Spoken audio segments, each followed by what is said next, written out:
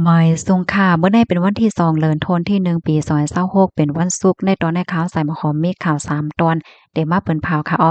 ตอนที่1ค่ะสมเด็จฮุนเส้นลาดว่าไล่หันก็ซึกก็หาร18ก็พอขึ้นวันเกิดเมืองนอนในห่มจมน่ะน้ำตาซัมป้อนไหลนะคะข่าวแท่งตอนหนึ่งค่ะก็ซึกก็หาร18ก็เขาหบทบจำนวนใหญ่คนหอค่ำแคมโบเดียเนี่ยข่าวแทงตอนหนึ่งค่ะเนี่ยก็เป็นก้นนอกเมืองซ้ำลูกดิเมืองห่มตุ่มเหี่ยวก็รวมเข้าเมืองไทยเนี่ยค่ะว่าเนี่ยลองตั้งไล่โหย่อยๆมันเป็นในเฮาค่ะรับถ่อมกว่าเป็นตอนค่ะเนาะอ่อนตั้งเปิ้นได้ก็เข้ามาถ่อมด้วยข่าวโหในอ่อนตั้งค่ะเมื่อวันที่1เดือนธันวาคมที่1ปี2026เนี่ยมีข่าวเงาออกมาว่าให้ซึกอันนั้นก็ซึกก็หันแคมโบเดีย18ก็ที่อันฝ่ายไทยปล่อยตัวปันปอกขึ้นวันเกิดเมืองนอนโคมป้าตั้งก้นในนาหอต่อเฮิรนเขาคบทบสมเด็จฮุนเซนนะคะเมื่อพ่วงตีคบทบกันนั่นสมเด็จฮุนเซนไหนก็ไล่หมอกลาดขอความยินหลีขมโจมปอกขึ้นวานเกิดเมืองนอนไหนคะเป็นอันขมโจมแลจิหลีใจจ้อมติดไหลมาคบทบยาก้นในหนาหอต่อเฮิรนเลยมาหันหน้ากันเหี่ยวก็ปอกมาอยู่ขึ้นตีเพียนลินเกิดเฮ็ดจังไหนค่ะ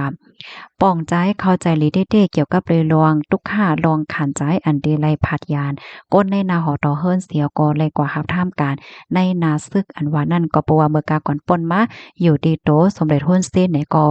ยามผ่านป่นมาเหมือนกันในคณะเมื่อพ้องหนังนั้นก็ไล่ผัดยานก้นในนาหอต่อเฮิรนเสียแลไล่เข้ากว่าหับท่ามการซึกเฮ็ดจังไหนคะเลอเซนั่นค่ะสมเด็จฮุนเซนเนี่ยก็ยังไล่บอกลัดขอความยินจมเหยียนนำถึงลงปองจังแคมโบเดีย ดีอันเอาใจใส่ลุ่มลาดด้วยถึงลองตุกลองซื้อและเพราะว่าจัดปานก็ซึกก่อหารมาอยู่ตาเสฝ่ายหนึ่งสมเด็จฮุนเส้นในก็ปักตาด้วยข่าวเงาลายหนังคึดๆจำนั่นยาวในค่ะปะเยาก็สมเด็จฮุนเส้นลัดเทียงว่าอันไลหันก็ซึกก่อหารถูกย่าปล่อยตัวปอขึ้นเมืองเมื่อวันที่31เดือนธันวาคมที่12ปี2025ที่ป่นมันนั่นค่ะเนาะตั้งฝ่ายสื่อข่าวหลายๆห้องการเปิ้นก็ไล่ถ่ายไล่ไลฟ์เฮ็ดจังเนี้ยนะไล่หันเหย้าเนี่ยก็โอ้โฮเป็นอันอึกนึกใจนะน้ำตาซ้ำป้อนไหลออกมาเนี่ยค่ะไล่หันก้นวานก้นเมืองก้นซึกเนี่ยก็กว่าไปรับตอนกันเฮ็ดให้น่ะเนาะ แคปหางแลเงาหางเสียงคลิปวิดีโอในมันก็แหน่ให้หันว่าก้นหวานก้นเมืองผมมีปนพรโกปากโกฝ่ายค่ะปันลองอ่นใจหับตอนก็ซึกก็หารให้ซึกในพอขึ้นมาได้ที่ว่าฝ่ายหนึ่งก็แหน่ให้หันว่าก้นเมืองแคมโบเดียในมีลวงอ่อมรวมพร้อมโฮมกันเป็นน้ำหนึ่งใจเลียวกันในค่ะเลยเสนั่นก็อวยพรปั่นป้อนปีใหม่ก็ซึกก็หาร18ก็และก็ในนาหอต่อเฮิรน หาแลอยู่เลยกินหวานเฮ็ดสังกอต่อก่อสังกอมานให้เคลื่อนย้ายไม่สูงหาแลใจเพราะว่าจัดปานอยู่หอมๆจ้อมกันนางมวนซื่อและอ่อนอกอุ่นใจในเพียรลินวันเกิดของตัวเจ้าเก่าเสกำในค่ะขอมอนตอนในค่ะเลยปีมาที่ห้องการข่าวมติชนออกไว้ในค่ะกำในเฮาค่ะมาถ่อมด้วยแทงตอนหนึ่งค่ะในก็ซึกก็หาร18ก่อค่ะไล่เข้าเตเลยว่ากะละว่านับย้ำจำนวนใหญ่คนหอค่ำเตเลยว่าเฮ็ดจั่งเนี่ยเนาะเมื่อวันที่1เดือนธันวาคมที่1ปี2026ได้ค่ะอยู่ดีก็ซึกก่อหารแคมโบเดีย18ก่อได้ค่ะเนาะก็เลยเข้ากะละว่านับย้ำอันเป็นจำนวนใหญ่คนหอค่ำแคมโบเดียนาโดดมศรีมุนีและคือหอค่ำเฮ็ดไหนค่ะตั้งฝ่ายคนหอค่ำเนี่ยค่ะก็ไล่ปั่นอ้อว่าตาตีก็ซึกก็หารเฮ็ดจังได๋นั้นขนาดเนาะไว้หลังเสถุงยาตั้งฝ่ายไทยปล่อยตัวปอขึ้นวันเกิดเมืองนอนค่ะสืบเสเจอเขาในก็ถุงยาที่ยอบก้มตัวไว้ค่าตั้งหึง1ปาก55วันให้เนี่ยเนาะเจอเขาในก็ถุงยาที่ยอบก้มตัวไว้จะเบอปางปึดตึกอันแต่เป็นโปรแกรมหนึ่งตีป่นบ้านนั่นเฮ็ดจังไหนเนี่ยค่ะ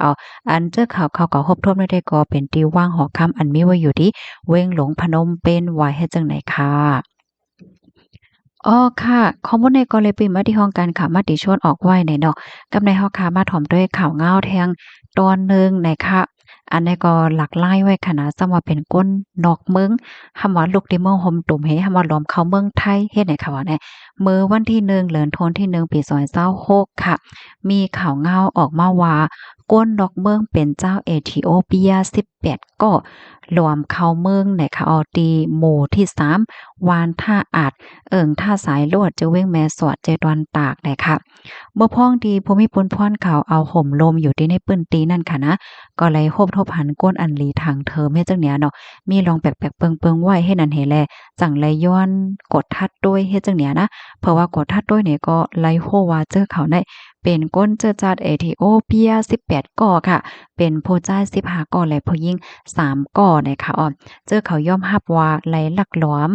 ข้ามฝั่งตั้งเส้นตั้งสภาวะนั่นค่ะน่ะเนาะเป็นก้นที่ลูกมาที่มะฮมดมเมียมมาเสียก็รวมเข้าเมืองไทยเฮ็ดจังได๋ว่าได้พอมีปนพ่อนเขานี่ก็จังไดติยับก้มโตเฮียก็ส่งกว่าดีโค้งปลิกแม่สวดเปิดดาได้ปันโตตามกว่าจ้อมหนังปักเปิงหมายมีหวานเมืองมิ้นนั่นว่าไหนค่ะอ้อ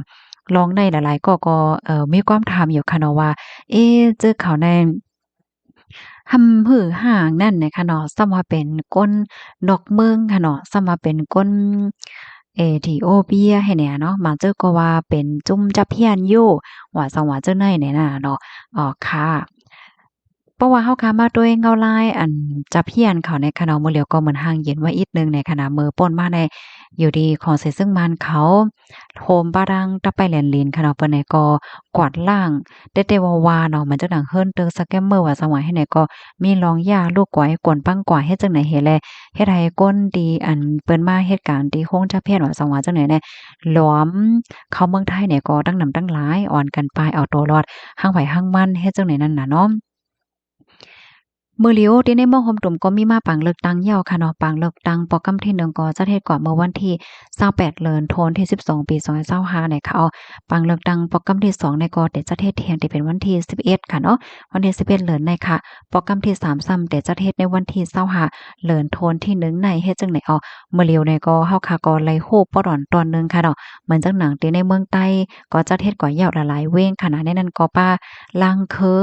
อโดนตีลอยแหลมและจังได๋ค่ะเนาะ มันหนังตีล่างเคอในขณะไรโฮวาปาดีใต้ปาดีเสือเพิก SNDP ขนมอองเป้1ตีนางค่ะเป็นตีนางสภาพกวนเมืองปิดตุลุดต่อนะคะโลเซนั้นได้ก็เป็นปาดี34เป้นะคะมันหนังตีลอยเหลี่ยมในค่ะนะลอยเหลี่ยมในเดมีสภากวนเมืองสภาโพแทนสภากวนเมืองเนาะโพแทนสภาแจเมืองโพแทนสภาเจอจัดในปาดีปะโอเป้ปนกินขาดบดเฮ็ดจังไหนค่ะเนาะค่ะ พี่น้องค่ะรับถอมยอหันเถินจังหือพวงเนี่ยเนาะก็ต้องตักกันมาเลยค่ะยินจมกกที่รับถอมปันแห้งค่ะหมอยสูงค่ะ